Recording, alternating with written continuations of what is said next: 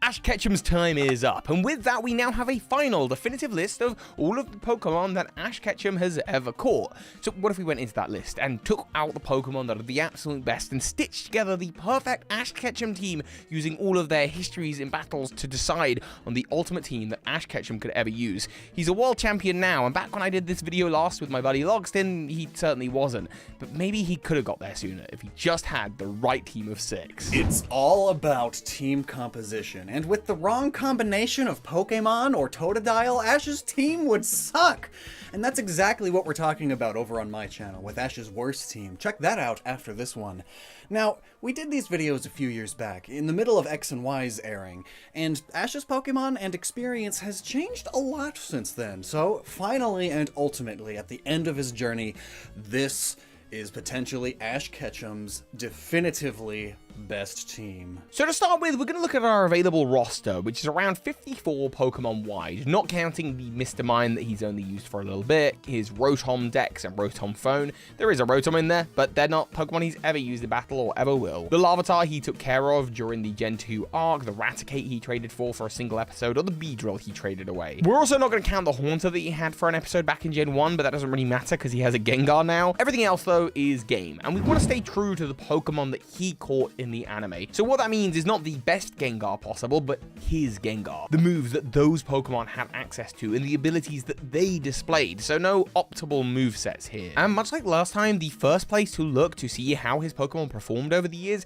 is to look at spreadsheets and statistics provided by the community. These charts aren't never 100% accurate. It all depends on how you define a battle and a knockout, and whether the Pokemon gained experience from just knocking out one Pokemon or none at all. Was the EXP share turned on? We can't 100% know, but this is a fantastic starting point at least for us to work with. So first we have this chart by Pokemon Master Wheeler showing us all the Pokemon up to the end of the Alola journey with their total numbers of battles and how many they won. This is both a number and a percentage, which is hugely helpful because a 100% win rate is fine, but not great for a Pokemon that's only battled once. Of course, we're missing journeys, and for that I had to turn to Twitter, where I found this chart by Aura Surge. Hugely helpful. All of the battles these are referencing are PWC battles only, but that's fine actually, as it gives us an idea as to how these Pokemon perform in a competitive setting. And this graph was only updated to pre the battle with Cynthia, so I've gone through and updated the stats with only Pikachus needing to be carried over and assigned a percentage for each, so it's up to date right until the end of his battle with Leon. That gives us a Dragonair with 5 out of 10 battles won at 50% win ratio, a Gengar with 7 out of 16 battles won with a 44% win ratio. Pikachu's has been updated so that it has won 497 battles out of 560 or 89%. Dracovish is 6 for 12, which is 50%. Sirfetch'd is 5 for 13 at 38%, and Lucario is 13 out of 20 battles at 65%. So before we get to the process of elimination, there are 2 Pokemon that very obviously should belong on Ash's best possible team and will represent the team core. This, of course, being Ash's Pikachu and his Ashs Greninja. These Pokemon both share intense bonds with Ashs, Greninja going so far as to cause this power-boosting specific Ashs transformation, and Ashs, using Pikachu, won most of his battles, and in the World Championship performed better than any of Ash's other Pokemon. Greninja only barely lost the Kalos Championship, and that battle really felt like it should have been Ash's, if not for some little devious bits of plot. And while Greninja has access to Battle Bond, either Pikachu or Greninja could be equipped with a Z-move, with Ash's Pikachu knowing 100 million volts.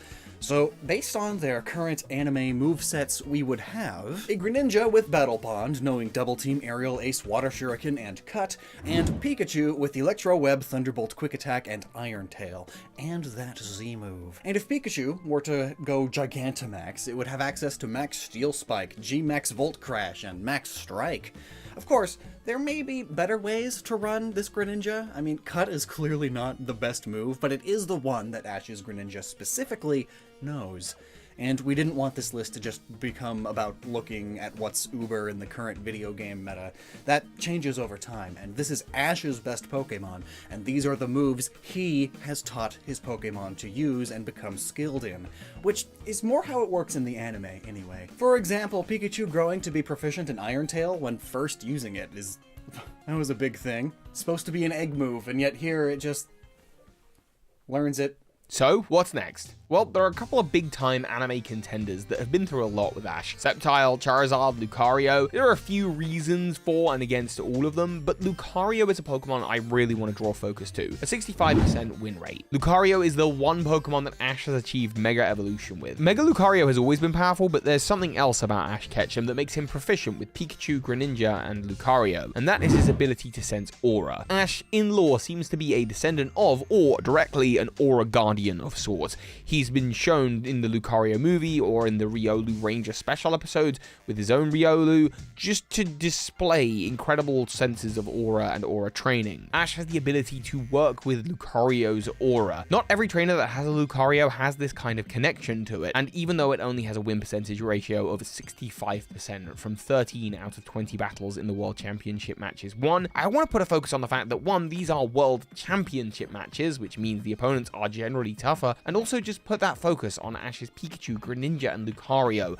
as three Pokemon that Ashs is connected to in a way like none of the other Pokemon he owns. These three are the Pokemon that will work unrelentingly hard for him, so it just feels like they need to be on the team. It's like having a psychic connection to these Pokemon. So where does that leave us? Well, we have a potential Z-move user in Pikachu or Dynamax. We have Ash's Greninja, which has access to the Ashs Greninja form, and then Mega Evolution on Lucario. So what's next? A legendary Pokemon, perhaps? We're going to begin a process of elimination here. We have 51 Pokemon and only 3 slots to fill, so let's just hard ban anything that has a 75% win rate or below.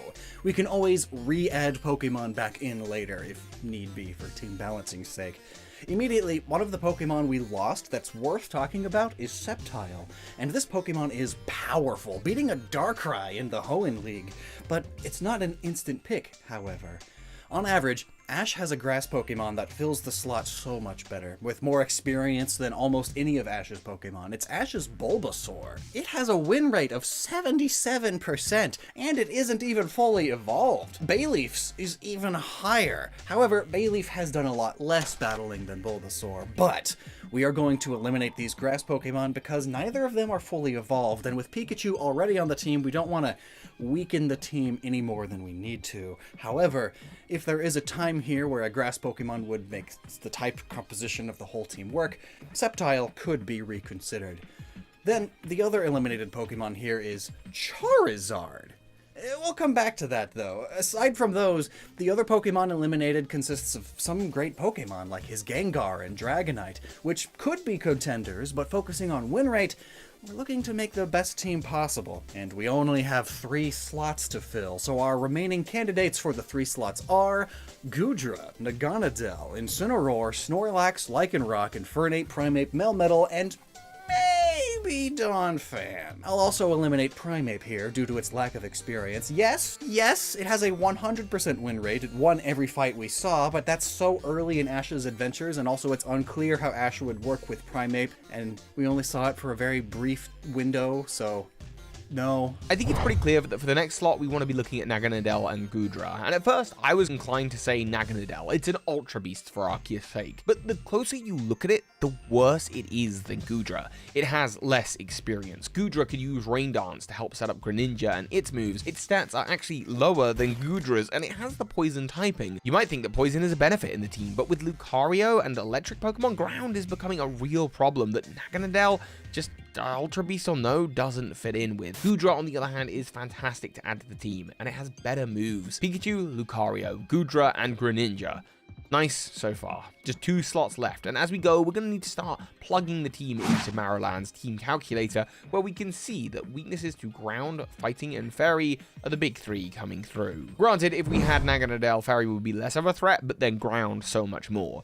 But Ashs has a Pokemon that perfectly balances against all of these attributes, which is not currently on the list. With a win rating of 70%, Charizard is immune to Ground, strong against Fighting, and resistant to Fairy. It's also arguably one of his most powerful Pokemon, and yes, the win rate is lower, but it's so strong, and it spent the early months of its life throwing matches, lowering its overall win percentage. But nowadays, it's taken out Articuno and Blue's Blastoise, and still showing up from time to time to aggro Iris's Dragonite. Charizard is an iconic Ashs Ketchum Pokemon through and through, and there's no question to me that this is the Pokemon that should be on Ash's team complementing the first 4. Of course, there is a downside. downside.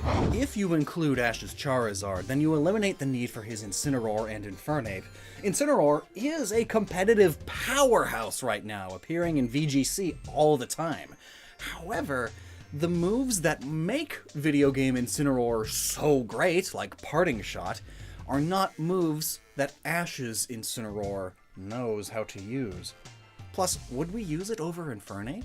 Well, no. Infernape, like Ashs Greninja and Lucario, has a connection with Ashs. He raised it from a Chimchar. Their bond is so strong that it has this blaze ability of sorts. It's almost entering a new form if they thought of doing that with Pokemon back then. It might be worth swapping Lucario with Infernape, but what Lucario provides in this composition is its Mega Evolution that we see Ash's Lucario use. Plus, it adds the Steel type, one of the best types in Pokemon, and the team's only counter to that pesky Fairy type. Plus, Charizard is just iconic. Knowing anime writing rules, when push comes to shove, Charizard will be there to save the day.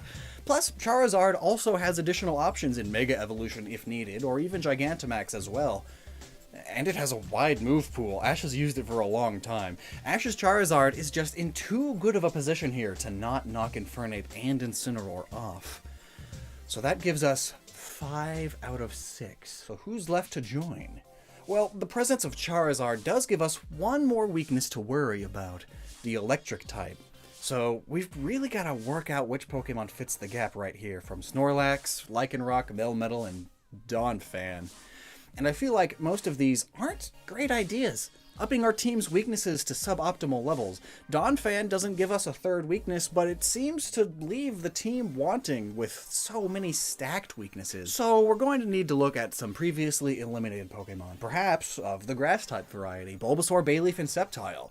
And it's a tough one. You could make a legitimately fantastic argument for all 3 of these Pokemon. In fact, you could make a great argument for all 6 of his Grass-type Pokemon, because Grass is the type that perfectly fits in with this team composition. Ashs has other grass Pokemon too. Our options here are Bulbasaur, Bayleaf, Sceptile, Torterra, Snivy, and Leavanny. I'll eliminate Leavanny and Snivy right away just due to relative inexperience compared to the others, and I'm going to eliminate Torterra too, which would bring with it the ground type and so a 4 times weakness to ice.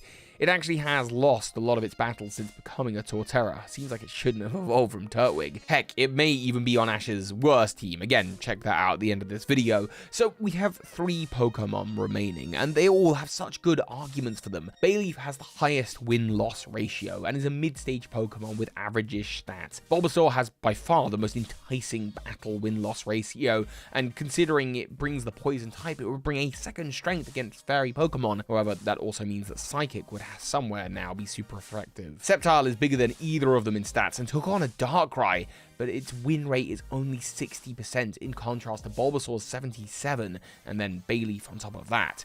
Bayleaf has only ever lost 2 battles, bragging the highest win percentage behind Greninja. At this point, you could pick any of them, and I'd argue the answers are correct, just looking at the type chart. So the only thing we can look to here really are the moves that these Pokemon have access to, and here we can see that Ash's Bulbasaur does not take advantage of that poison typing, which means it doesn't actually give us an advantage against Fairy, but instead is just an unnecessary weakness to Psychic. So for that reason, I'm going to take it out. It's not like the others are doing much better though. Bayleaf also only knows Grass and normal moves. Sceptile is also only grass moves, but it also has agility for high evasion. So I think I'm going to eliminate Bulbasaur because of its low stats and weakness to Psychic that is unnecessary because there's just no benefit for it, which just leaves us with Bayleaf versus Sceptile. And here, if it's down to me, I think I'd rather take my chance on Sceptile. I'd chalk up the high losses potentially to bad matchups, and by the same merit, maybe Bayleaf's wins were due to good matchups for it. We can't know for sure unless we go back and literally watch every single battle that either of these Pokemon took part in, but I just feel with its bulkier stats and the fact that it took on a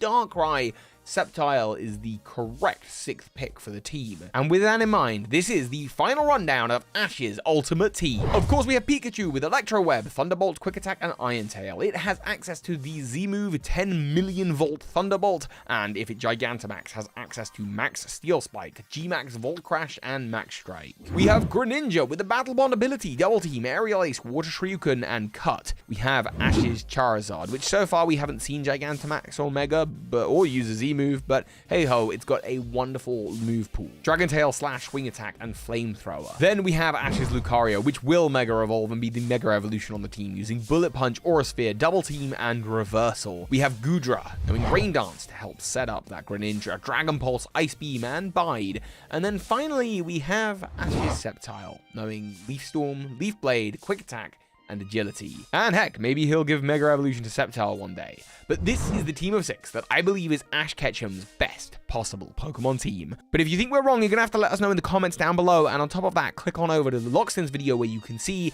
Ashs Ketchum's worst team ever of all time. It's got Totodile in it, possibly. We do talk about him a lot. It's a silly goose. Thank you all for watching, and of course, soar high, Pokemon Masters. This is Ashs Ketchum. You just watched a video by Birdkeeper Toby. That makes you a Pokemon Master. Just the biggest thank you to those of you who are supporting this channel on Patreon, and a special thank you to the big patrons of the month, Jedruben, Charmander, Anzabal, Anthony Lee, The Elgator, and Michael Hornschuch. Thank you so much.